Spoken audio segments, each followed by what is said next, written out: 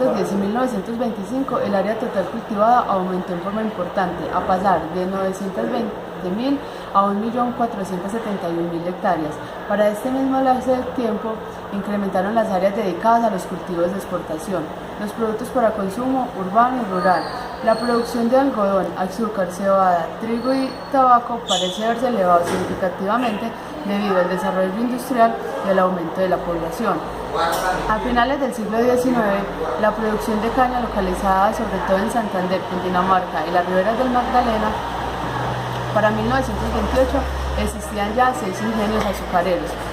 Aparte de las innovaciones introducidas por la caña de azúcar, es necesario tener en cuenta que la maquinaria requerida para las actividades agrícolas impulsó también la fabricación de rastrillos, palas, asadones de hierro, trilladoras, segadoras, etc.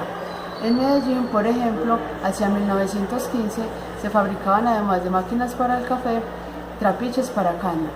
Los adelantos fueron, por supuesto, el resultado de la ampliación del mercado, la apertura de vías de comunicación y la infraestructura cafetera, pero a ellos contribuyeron también los estímulos gubernamentales.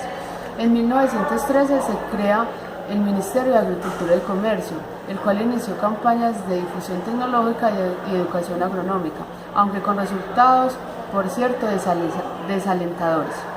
A pesar de los modestos progresivos cuantitativos de la producción agrícola, la ganadería continúa acentuando su papel en el uso de las tierras disponibles. Todavía en 1974, el 47.3% del área utilizada eran tierras en pasto, mientras que las cultivadas apenas representaban el 2.4%. El resto se destinaba a bosques. El rasgo más notable de la agricultura colombiana en 1920 es una estructura agraria heterogénea, con una escasa franja de territorio cultivado y apenas una cuarta parte de las tierras bajo algún tipo de utilización económica. En esta pequeña porción de territorio explotado podrán distinguirse 4 formas de explotación agropecuarias. La primera de ellas, las grandes haciendas ganaderas de la costa norte y Antioquia. En segundo lugar, las grandes haciendas cafeteras de Cundinamarca, Santander y el oriente del Tolima. En tercer término, algunas explotaciones modernas dedicadas preferiblemente a la caña de azúcar en el Valle del Cauca. Finalmente, la pequeña propiedad cafetera en el occidente y la pequeña propiedad no cafetera dedicada sobre todo al trigo, maíz y la papa en Cundinamarca, Boyacá y Nariño, o a modestos cultivos de caña en el Santander. La industrialización hasta 1920. En 1905 el balance industrial del país modificó notablemente, ya que se dieron los primeros pasos para fomentar la refinación del petróleo. Se fundaron nuevos ingenios azucareros y se modernizaron los existentes.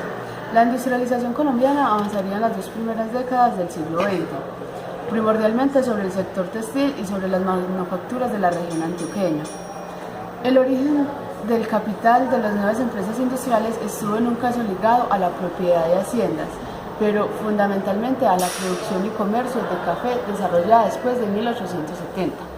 La especialización regional en la producción de ciertos bienes se basaba en textiles y cigarrillos en el área antioqueña, cerveza y cemento en Bogotá y principalmente el azúcar en el Valle del Cauca. A las frecuentes oscilaciones de los precios internacionales se sumaban las frecuentes guerras civiles y la inestabilidad monetaria, lo que condujo a los empresarios a invertir simultáneamente en café, algunas industrias, compras de tierras y actividades especulativas, creando un cuadro de inversiones diversificadas para eludir aquellos riesgos en rigor. A diferencia de otros países de Latinoamérica, el desarrollo exportador colombiano fue tardío. Para 1905 y 1910, las exportaciones reales per cápita apenas sobrepasaban las de fines del periodo colonial en un 30%. Aunque a principios del siglo XX, la economía colombiana seguía cerrada a la economía mundial.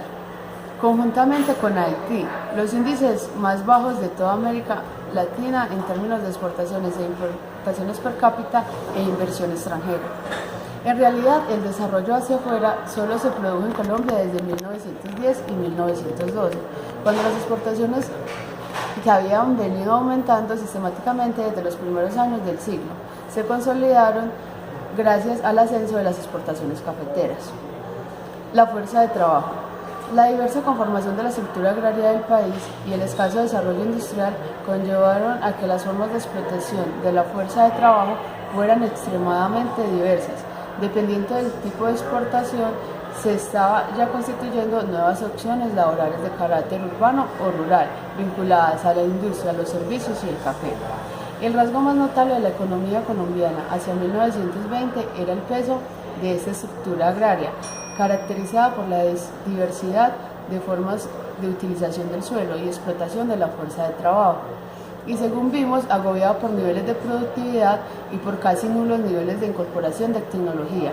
Los impulsos provenientes de las exportaciones de café era el único factor que estimulaba las transformaciones económicas. Muchas gracias.